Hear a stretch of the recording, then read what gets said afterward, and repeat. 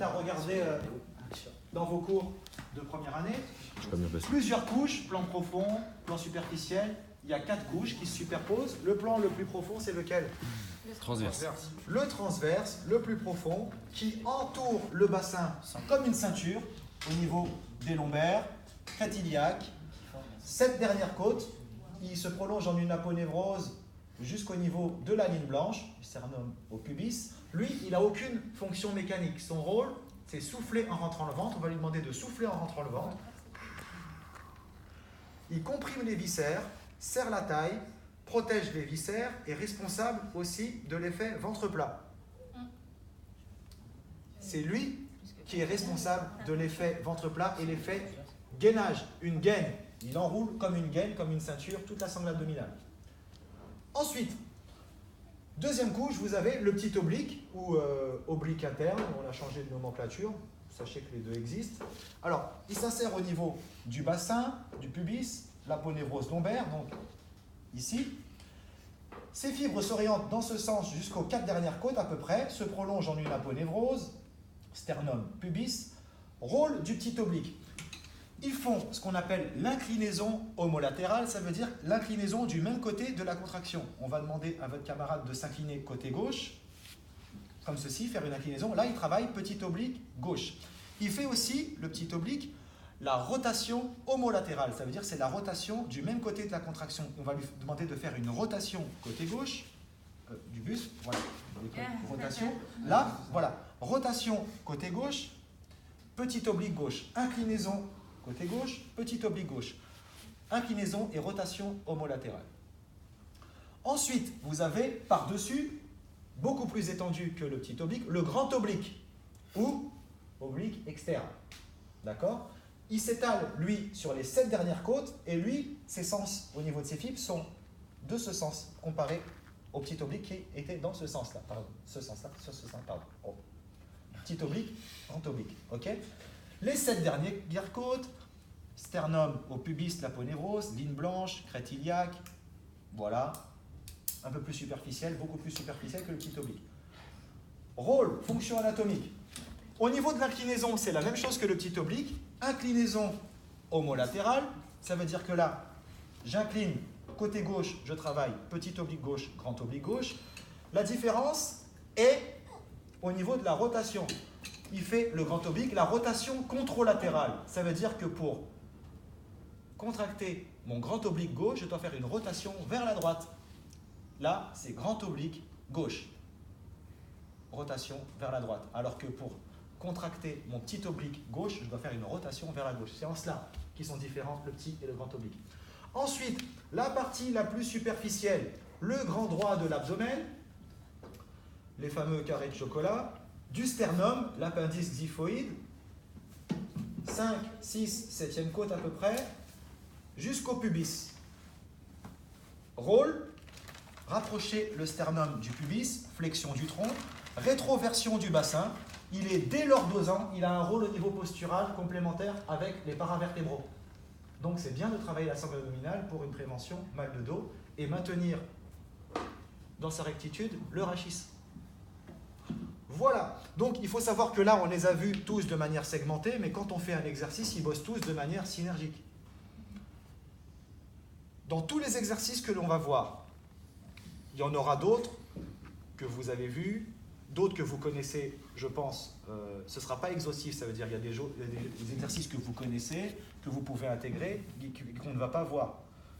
Tout est possible, mais le point commun que l'on verra dans tous ces exercices, c'est que pour chaque exercice, il faudra souffler en rentrant le ventre, très important, ne jamais bloquer sa respiration quand on fait un exercice d'abdos, parce que il faut faire des abdominaux qu'on appelle hypopressifs. Vous avez appris ce genre de choses? Parce que si on ne souffle pas en rentrant le ventre, l'air inspiré va comprimer la sangle abdominale et à long terme, on peut engendrer ce qu'on appelle des hernies ombilicales ou des descentes d'organes. Parce que les viscères compriment au niveau du plancher pelvien et on risque ce que je viens de vous dire là. Alors que si on souffle en rentrant le ventre, le diaphragme monte, on libère l'espace abdominal, donc il y a beaucoup moins de compression au niveau de la sangle abdominale et des viscères, donc on fait des abdos hypopressifs. Donc toujours souffler en rentrant le ventre. Non seulement pour cette justification, mais aussi par rapport aussi à la fonction anatomique. Souffler en rentrant le ventre pour l'effet ventre plat. Les personnes, vous avez forcément déjà vu ce genre des personnes qui ont des abdos visibles mais un ventre proéminent. Parce qu'ils ne bossent jamais le transverse. Ils font des abdos, voilà, on fait des crunchs, mais on ne se focalise pas sur la respiration. C'est souffler en rentrant le ventre qui permet l'effet ventre plat et de serrer la taille. Voilà, donc ça c'était le premier indispensable impératif quand on fait les abdos, souffler en rentrant le ventre. Deuxième, ne jamais conserver la lordose, toujours plaquer le bas du dos contre le sol. Donc on va fléchir un peu ici.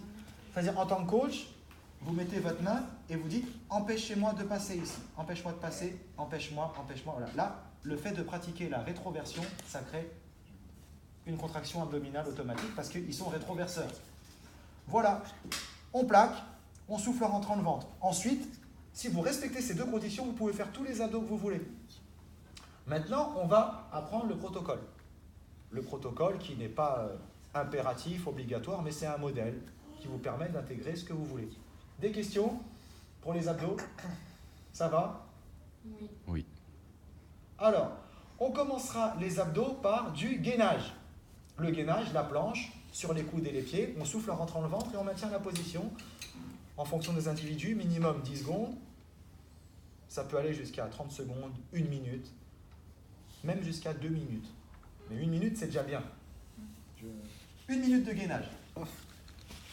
Et on demande à la personne, voilà, sur les coudes, les pieds, on souffle en rentrant le ventre et on enroule ici, ça veut dire qu'on ne serre pas les omoplates et on ne cambre pas là. On demande toujours à la personne de pousser le sol avec les coudes et les avant-bras pour monter ici comme si elle voulait toucher le plafond avec le dos. Si elle fléchit trop au niveau des genoux, on lui demande de pousser les talons loin vers l'arrière. Automatiquement, ça va tendre toute la chaîne poste, surtout au niveau des ischios, des genoux, des mollets. Ça va là? Oui. Et on lui demande de souffler en rentrant le ventre. À ce stade-là, comme il n'y a pas de travail dynamique, même si elle coupe sa respiration, ça peut l'aider. Ça s'appelle comment? De bloquer sa respiration par intermittence. Ça va aider la personne à tenir plus longtemps. C'est la Valsalva, oui. Mais il faut le faire toutes les 5-10 secondes. Pas bloquer sa respiration pendant 1 minute. Encore 10 secondes. En quoi la Valsalva, ça va aider? En quoi la Valsalva, ça va aider? Relâche. Très bien. Parce que l'air inspiré, bloqué au niveau... l'air inspiré va exercer... Je répète, pour la Valsalva, l'air inspiré va exercer des pressions au niveau abdominal et lombaire. Ça va transformer la sangle abdominale en caisson rigide pour un meilleur transfert des forces et un soulagement au niveau des disques qui peut aller jusqu'à 30%. Non seulement on est soulagé au niveau des disques, mais on est beaucoup plus rigide, beaucoup plus fort et on tient. Sur le moment ou même après? Sur le moment, quand tu bloques ta respiration. C'est pour ça que c'est un réflexe anatomique. C'est pour ça que proportionnellement à une intensité, généralement, les personnes bloquent leur respiration. Quand tu ouvres un pot de moutarde, quand tu pousses un objet, quel qu'il soit, qui est lourd, automatiquement, tu bloques ta respiration. Quand tu es aux toilettes. Ça dépend de l'effort. Donc là, on a fait le gainage. On passe ensuite au dos, à la phase dynamique. On se met sur le dos. Et là, on choisit 2 exercices. Pour chaque exercice, ça durera 1 minute. En fonction de l'individu, ces 1 minute, on pourra les faire en fractionné. Ça veut dire, pendant 1 minute, il fait 5 à 10 reps, il récupère, et il enchaîne des séries comme ça pendant 1 minute. Soit, il fait les 30 secondes à 1 minute, mais en continu, sans s'arrêter. Plus la personne a du niveau, plus il faut enchaîner. Pourquoi? Parce que par rapport à leur typologie musculaire, les abdominaux sont des muscles endurants de couleur rouge, mitochondriale, très peu fatigables. Comme les deltoïdes, on peut les travailler tous les jours, ils ne sont pas sujets au surentraînement. Donc là, on va partir du principe que tu as du niveau. Ça va durer 30 secondes, pas 1 minute. On va fléchir les genoux. Le fait de fléchir les genoux ici entraîne automatiquement au niveau anatomique et biomécanique le bassin en rétroversion. Là, on va montrer pendant 30 secondes un exercice. Ensuite, je montrerai pas mal d'exercices sans me focaliser sur le temps pour que vous ayez vraiment un panel de pas mal d'exercices qui sera non exhaustif. Vous pourrez voir aussi de votre côté, intégrer tous les exercices que vous connaissez par rapport à votre expérience personnelle. Tu vas tendre les bras, tu vas toucher ma main, souffler en rentrant le ventre, en décollant ici et inspirer à la descente. Donc en tant que coach, réfléchissez sur 2 paramètres, veillez à ce qu'il soit bien plaqué ici au niveau du bas du dos et vous pouvez mettre un point de repère ici, dès qu'il sent vos doigts, il remonte. Voilà, comme ça, il y a une tension continue, il ne se repose pas trop. Voilà, donc là, ça dure 30 secondes par exemple. On relâche, on dit qu'il a fait 1 minute. Il peut y avoir 2 exercices maximum avant de passer au gainage intermédiaire. En gros, ce sera gainage, abdos, gainage intermédiaire. On refait encore des abdos qui travaillent une zone différente et on termine par du gainage. C'est le protocole d'abdos. On peut faire ça en serrant les poings. On monte, on descend, on souffle, on inspire. Toujours souffler en rentrant le ventre, on inspire. Voilà. Il y a l'exercice aussi qui consiste à croiser. On touche ma main ici. Je monte, serre les poings. Et tu touches ici avec les 2 poings. Voilà. Donc, on veille lorsqu'on fait cet exercice à ce que l'épaule du même côté soit aussi décollée pendant le mouvement. Il y a des personnes qui peuvent tricher en exerçant une pression ici comme appui pour pouvoir tourner. Il y en a beaucoup qui font ça, 90% des gens. Là, ça ne travaille pas. Il faut veiller à ce que ici ce soit décollé. Là, il travaille. Décolle ici quand tu montes. Là, il travaille. Tu sens la différence. Et là, tu travailles plus si tu es en appui. Veillez bien à ce détail-là parce que la plupart des gens peuvent vous leurrer. L'épaule du même côté qui travaille décolle aussi. Cette épaule, elle décolle automatiquement. Mais celle-là, la plupart du temps, les gens sont en appui dessus. Mettez votre main là, il doit décoller. Et on touche ma main là. On touche ma main, voilà. Et du coup, là, monsieur, ouais. il travaille autant le grand oblique droit. Là, grand oblique droit, petit oblique gauche, petit oblique droit aussi. Parce que là, il y a une rotation, mais ici, il y a une inclinaison. Ah ouais. Avec une rotation. C'est pour ça que je vous ai dit, on enseigne de manière segmentée au niveau anatomique, mais au niveau d'un exercice, tout travaille. D'accord? Ok. Donc, on peut mettre aussi les mains derrière la tête, niveau un peu plus difficile. On écrase le bas du dos, et là, tu décolles les épaules et tu redescends. Alors, la difficulté ici peut résider au niveau de la position des coudes. Plus les coudes sont éloignés, plus c'est difficile. Si tu rapproches tes coudes comme ça, ce sera moins difficile. Monte et tu vois que c'est moins difficile là. Pourquoi? Pourquoi là, regardez, c'est plus difficile que quand c'est comme ça. Il y a plus de poids, non? Bah oui, du coup, c'est le bras de levier. Bras de levier, exactement. Le fait d'éloigner les coudes ici augmente le bras de levier, donc la tension ressentie est beaucoup plus prononcée jusqu'au niveau abdominal. Donc là, le fait d'éloigner les coudes, il sent beaucoup plus. Et on peut augmenter davantage le bras de levier. Théoriquement, au niveau biomécanique, si on suit cette logique, s'il est comme ça, ce sera encore plus chaud. Monte les épaules et descend. Et ouais. Mais du coup, ça ne crée pas un problème au niveau de la nuque, parce qu'il est vachement en flexion de nuque. Hein. Tu contractes les scomes, mais il n'y a aucun danger au niveau cervical. Mais du coup, ça fait super mal là. Il a une tension au niveau des scomes, mais la tension est musculaire. D'accord. Voilà. Il y a un moyen. Parce que moi, mes gymnastes, je leur préfère ce genre d'abdos. Voilà. Ils se plaignent du coup. Elles se plaignent du coup. Hein. Il y a une manière de mettre les scomes en IFA. Okay. Insuffisance fonctionnelle active, comment on fait? La main gauche. Faites-le uniquement en personal training parce que pour gérer un cours collectif par rapport à ce que je vais vous montrer, c'est assez âpre. Okay. Cette main, au niveau de la base du crâne, tu vas presser pour ramener menton poitrine. Cette main-là qui écrase menton poitrine. Là, on casse la chaîne au niveau des scomes. C'est-à-dire que là, il ne bosse plus. Et maintenant, il décolle les épaules, il n'y a que les abdos. Ok. Voilà. Tu sens Pierre? Déjà, t'as un torticolis. Voilà. Et là, D'ici, là, il sent plus le coup. Il sent plus le coup. Ok, on a l'air ridicule, mais les muscles du cou ne bossent plus. Là, t'as pas senti. sinon, je mets une minute. Monsieur, Y a pas de... mais du coup, les muscles du cou bossent plus, mais il n'y a pas justement une tension au niveau cervical Non. sur le fait de ramener vers l'avant? Non? Non, il n'y a pas de danger. Et du coup, ça fait rien Ok. si on demande à, par exemple, garder le regard au plafond? Si tu regardes au plafond, ce sera impossible là. Tu regardes au plafond, si tu Non, fais mais pas sans ça. faire ça, sans faire ça. Sans faire ça, ouais, on peut. Mais même, à un moment donné, il y aura une tension statique où les personnes vont faire ça pour s'aider de toute la chaîne, justement. Avec les mains, ils vont tirer pour pouvoir s'aider de toute la chaîne. Mais t'inquiète pas, même si les gens ils tirent et tout, même s'ils sont comme ça, Il n'y a pas de danger au niveau cervical. À moins qu'il ait la force de Hercule, non, il n'y a pas de danger. Parce qu'il y a des exercices où on est comme ça, on fait des étirements. Le but, c'est de garder. C'est pour ça qu'il ne faut pas le faire faire à tout le monde. C'est pour ça que je vous ai dit, faites-le en personal training. La personne, elle est là. Ici, il n'y a plus de tension. Et on se concentre que sur les épaules qui décollent. Ok. Mais il n'y a pas de mouvement brusque, comme à la télé où on fait des trucs comme ça, non. C'est pour ça que soyez prudents pour celui-là, mais celui-là, il est excellent pour mettre en IFA les SCOM. Mais est-ce que le fait de mettre les mains aussi là, quand on le fait, ça ne nous pousse pas à justement à pousser notre nuque? Oui, c'est pour ça que... C'est pas mieux de mettre les mains là? On peut, tout est possible, mais quand tu mets les mains derrière la tête, tu augmentes ce bras de levier là, et en tant que coach, c'est toi qui gères la personne et que tu la régules. Mais bien sûr, si elle n'est pas assistée, la personne, si elle n'est pas régulée, bien sûr, elle fera des choses comme ça. C'est en cela que vous pouvez vous rendre indispensable à travers vos conseils, vos régulations, vos consignes. Donc bien sûr, on peut mettre les mains comme ça, vas-y, mets les mains comme ça, et tu montes, tu descends, tu souffles en rentrant le ventre. On peut même mettre les mains comme ça. Tu croises les bras, le videur, et tu montes et tu descends. Voilà. Ensuite, tous ces exercices qu'on vient de faire, on peut faire exactement la même chose, mais en décollant les jambes. Comme ça, il y a une tension aussi au niveau inférieur.